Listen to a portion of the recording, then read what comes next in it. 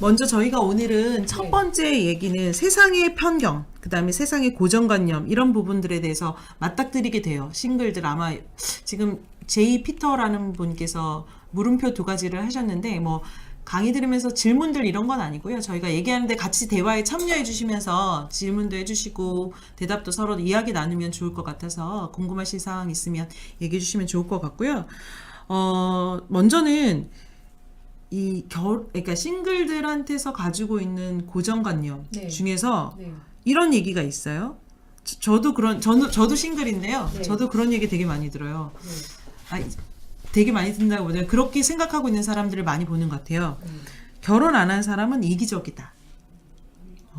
그렇게 기혼자분 중에서도 생각하시는 분이 좀 있을 것 같고, 혹시 방송 보시는 분 중에서도. 근데 이 부분에 대해서는 우리가 어떻게 좀 볼 수 있는지 얘기해 주시면 좋을 것 같아요. 저는 개인적으로 그런 생각을 잘 못 해봤는데 주변에서 싱글들이 그런 편견을 많이 들었다. 결혼 안 한 것 자체에 대해서 이기적이다. 너만 혼자 편하게 살려고 그러냐. 뭐 이런 이야기들을 많이 했다고 그래요.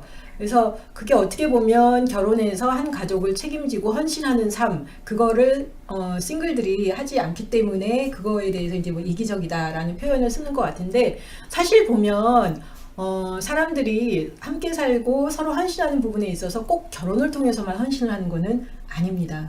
제 주변에 싱글들이 많이 있는데요. 제 주변에 있는 싱글들 보면 얼마 전에도 이제 한 친구를 만났어요. 그래서 한 친구를 만나서 그 친구랑 함께 이야기를 하다가 그 집에는 이제 딸이 3명이래요. 딸이 3인데 그 막내 여동생이 부모님이랑 같이 살면서 부모님을 이제 잘 돌봐드렸다고. 그리고 이제 그 딸 3이지만 첫째 딸, 둘째 딸이 다 이제 해외에 나가서 살기 때문에 부모님을 잘 이렇게 돌보지 못했는데, 셋째 딸이 함께 이제 부모님과 같이 살면서 같이 이렇게 잘 돌봐드리고, 거기다가 이제 어머니께서 한 10년 전에 암이 발병을 하셔가지고 그 뒷바라지를 그 막내딸이 다 한 거예요. 그 풀타임 일자리도 파트타임으로 바꾸고 그렇게 해서 이제 부모님 돌보면서 같이 이렇게 쭉 살고, 그래서 왜 그렇게 했느냐, 꼭 그렇게까지 했어야 되느냐 물어봤더니 그 딸이 엄마를 너무나 사랑했고 그래서 엄마를 잘 돌봐주고 싶어서 어떻게 보면 굉장히 이제 자원하는 마음으로 하다 보니까, 그러다 보니까 이렇게 결혼 시기를 놓친 거죠. 그래서 결혼 시기를 놓쳐서 이렇게 또 사람을 찾아보려니까 또 별로 마땅한 사람도 없고, 그래서 저는 그 얘기 들으면서 와, 참 쉽지 않은데 부모님 그렇게 돌보고 그렇게 함께 한다라는 게. 그래서 그 친구 어머님이 얼마 전에 돌아가셨는데 그 막내딸을 저도 이제 봤어요. 참 대단하다. 아, 저렇게 헌신하고 저렇게 잘 섬기는데. 그러니까 제 주변에 보면 싱글들이 지방이 집일 경우에는 그렇게 뭐 홀로 사는 분들도 있지만, 서울이 집이고 이제 같은 구역에 살고 있거나 그러면은 부모님이랑 같이 사는 경우들이 많이 있어요. 그렇게 부모님이랑 같이 사는 이유는 어렸을 때 같지 않고 어느 정도 30대 중반 이후 이렇게 싱글들이 부모님이랑 같이 살 때는 서로 좀 상부상조하는 부분이 있어요. 경제적인 부분도 있고 또 이제 부모님들이 나이가 드시니까 어려운 부분들 도와드리는 부분도 있고. 그래서 어느 때는 젊었을 때는 부모님들이 빨리 결혼해라고 막 재촉을 하시다가 어느 정도 나이가 들면 이렇게 사는 것도 좋겠다. 그렇죠. 은근히 결혼 안 하고 그냥 나랑 같이 살아도 괜찮을까.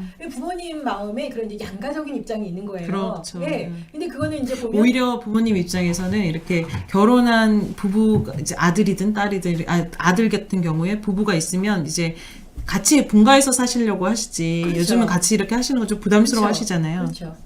그래서 싱글들이 부모님과 이렇게 함께하는 경우가 굉장히 이렇게 많이 있고요. 그래서 저도 이제 저희 엄마랑 같이 살고 있습니다. 그래서 상부상조하면서 같이 살고 있는데, 결혼한 사람들이 부모님이랑도 같이 살지만 사실은 그게 쉽지가 않잖아요. 그래서 제 여동생들이 저한테 그렇게 얘기를 했어요. 언니 고맙다고.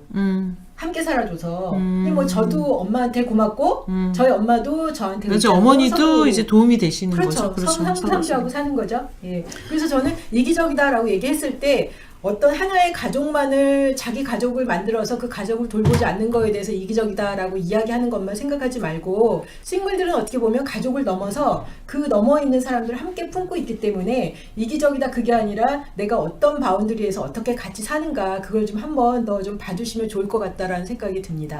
그러니까 이게 보니까 지금 윤현일 님께서 두 분 스타일 멋집니다. 이렇게. 아유, 감사하네요. 감사합니다.